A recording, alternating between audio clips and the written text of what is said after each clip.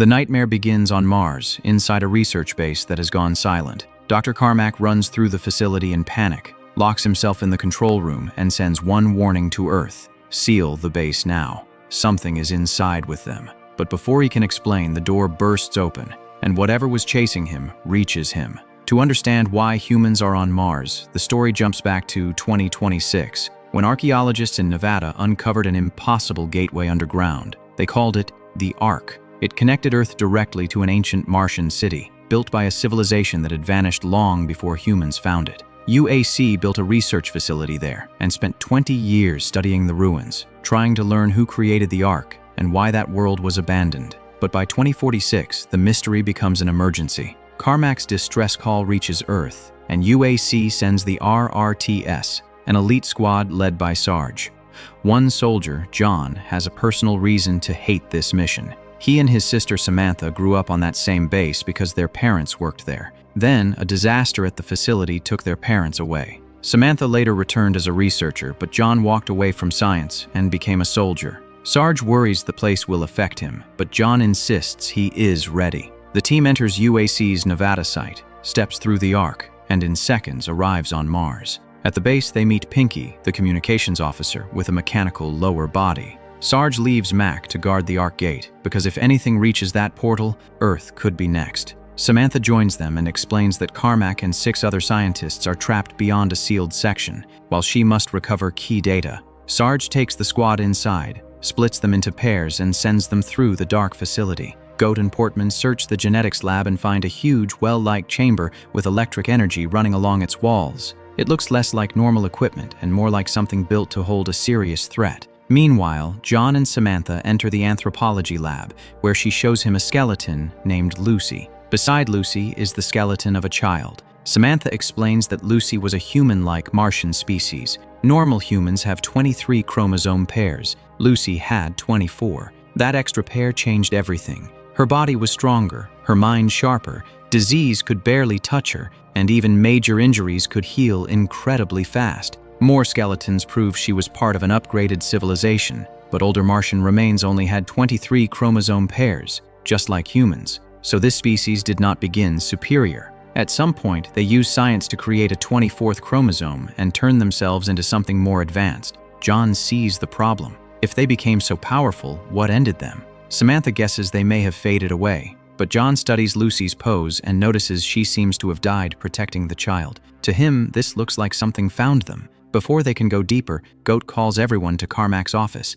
They find Carmack alive, but barely in control. He breathes like a trapped animal. His eyes are wild, and when Samantha tries to calm him, he suddenly hurts himself. Then they spot a nasty bite mark on his neck. Sarge orders Duke and Samantha to take Carmack to medical, while the rest keep searching. In another part of the base, Kid and Portman enter a locker room and find a woman with her back turned. Kid calls out, but she spins around and rushes them like a wild creature. They stop her, then realize she was one of the missing scientists. At medical, Duke and Samantha bring Carmack through a nano wall, a smart barrier that can dissolve into tiny particles to let people pass, or freeze solid like metal if locked. Samantha studies Carmack's sample and sees something deeply wrong. His body is changing from the inside, and his blood no longer looks normal. Moments later, Carmack disappears from his bed. Elsewhere, John and Goat return to the genetics lab. Earlier, it looked controlled. Now the cages are smashed, the room is wrecked, and something growls in the dark. They find another scientist feeding on rats like a creature. He attacks, and John drops him fast. Then the real threat shows itself. A massive monster bursts out of the shadows, so unnatural it looks like something from a nightmare. John and Goat barely react before it slips back into the darkness. John warns Sarge, and the squad moves into the sewer tunnels beneath the base. The tunnels are tight, black, and silent. Goat spots 2 glowing eyes and thinks he has found someone hiding. Instead, another creature lunges at him and clamps onto his neck. His scream echoes through the tunnel as the creature leaves something attached to him before disappearing into the water. John reaches Goat too late, but the monster is still nearby. He follows its breathing through the dark, waits for it to charge, then opens fire and brings it down. Sarge and John rush Goat back to medical. Seeing everything collapse, Sarge orders the entire facility evacuated back to Earth. John and Samantha try to save Goat, but his injuries are too severe. He dies on the table and the room goes quiet. Then Sarge notices another problem. Carmack's bed is empty. Samantha admits he vanished. Sarge loses patience and demands answers. When he shows her the creature John killed, Samantha is horrified and says she has never seen anything like it. Sarge asks if the monsters came from outside, maybe through the excavation site, but Samantha says Mars is empty. There are no living creatures out there. John then points out the worst detail. The monster in the genetics lab was not the same one he killed in the tunnel. That means they are not hunting one creature. There are several. Samantha says there are only 2 possible access points, the north door and the excavation entrance. Sarge realizes those doors must be controlled fast. If even one reaches the Ark, this nightmare will not stay on Mars. The one thing Sarge cannot allow is now becoming real. These things are getting closer to the Ark. If even one reaches that gateway, Mars will not be the battlefield anymore. Earth will be. He moves fast. Portman, Destroyer, and Kid are sent to secure the north door. Sarge and John head for the excavation site. Mac is ordered to leave the Ark entrance and regroup with them. But before he goes, he gives Pinky a gun and grenades and tells him to guard the portal like his life depends on it. Sarge leaves Duke with Samantha in medical, then takes the rest of the squad into the dark. While Samantha studies the creature John killed, her tool breaks. She sends Duke for another one, but when he takes too long, she steps through the nano wall to check on him. Duke comes back safely, and for 1 second, she relaxes. Then she sees the creature behind him.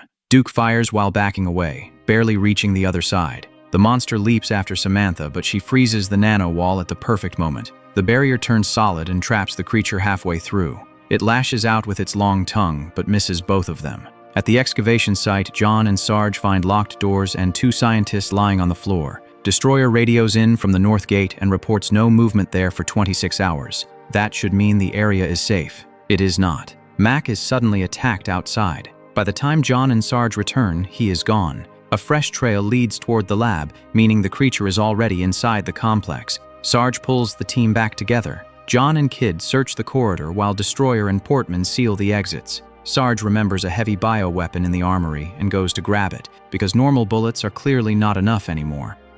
In medical, Samantha's discovery gets worse. The creature's organs look almost human. Then she notices its appendix is missing. That is not natural for a beast. That is surgery, and that means this monster used to be a person. Then Goat's body begins moving in another chamber. For a brief moment, a piece of him is still there. He realizes what is happening to him, makes a final prayer, and stops himself before the change can take over. Samantha finally understands the truth. The monsters are not coming from outside Mars. They are the people inside the base. Meanwhile, Portman leaves his post for a restroom break, leaving Destroyer alone. Destroyer hears movement and follows it into the genetics lab. The first creature attacks him and throws him into the huge electric chamber. Destroyer fights hard, but the monster overpowers him. Portman returns moments later, only for the creature to drop from above and attack him too. Sarge, John, and Kid arrive firing, but the monster keeps pushing. Sarge finally uses the bioweapon. One blast tears through the room and destroys the creature,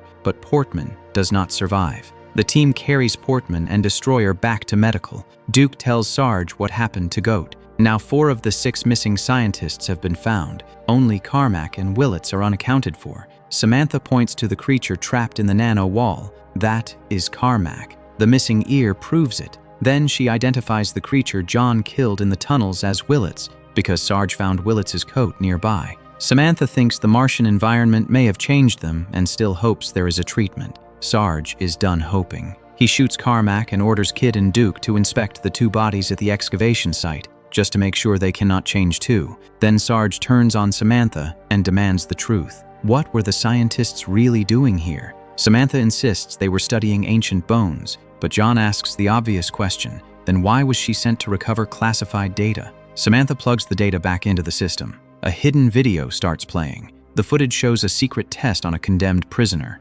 Scientists inject him with chromosome 24 and place him inside the electric chamber. For 49 minutes, nothing happens. Then the man begins changing. Now, everything fits. He was the first monster. After escaping, he infected or killed the others. At the excavation site, Duke and Kid find only 1 body. The second scientist is missing. They make sure the remaining body will not rise again, then warn Sarge. At the same moment, Pinky radios in. Something is cutting through the Ark door. Sarge knows exactly what that means. The missing scientist has already changed and is trying to reach Earth. He orders Pinky to use the grenades and stop it no matter what. John and Sarge sprint toward the Ark, but they arrive too late. The door is open. Pinky has fled, and the creature is gone. It has crossed to Earth. The squad jumps through the arc and lands back at the Nevada facility. The scene on the other side tells them everything. The creature has already swept through the base, leaving destruction everywhere. Sarge makes a cold decision. Nobody leaves. Nobody is trusted. Anyone they find is treated as infected.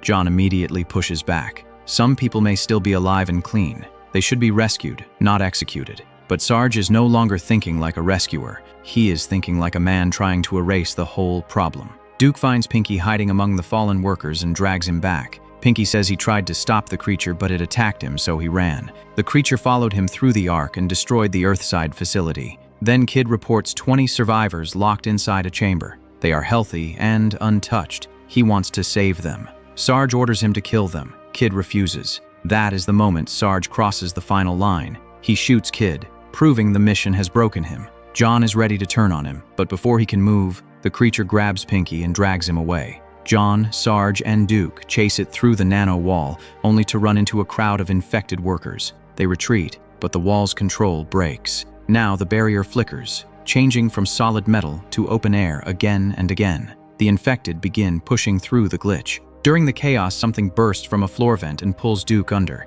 He is gone in seconds. Then the infected grab Sarge and drag him to the other side. John fires, but the wall turns solid at the wrong moment, and a rebounding shot hits him. Badly wounded, John gets Samantha into a research chamber. The infected are closing in, and his life is fading fast. Samantha sees only one chance, chromosome 24. John refuses at first. He has seen what it does. But Samantha explains her theory. She tested the creature's tongue with samples from Portman and Destroyer. It reacted to Portman, who was cruel and selfish, but not to Destroyer, who was loyal and decent. So maybe chromosome 24 does not create evil. Maybe it exposes what is already inside. In corrupt people, it creates monsters. In good people, it creates something stronger. Samantha tells John he will not become one of them. He is a good man. The injection may heal him and give him the strength to survive. John finally agrees, but hands her his gun first. If he starts to change the wrong way, she must stop him. She injects him, and he blacks out.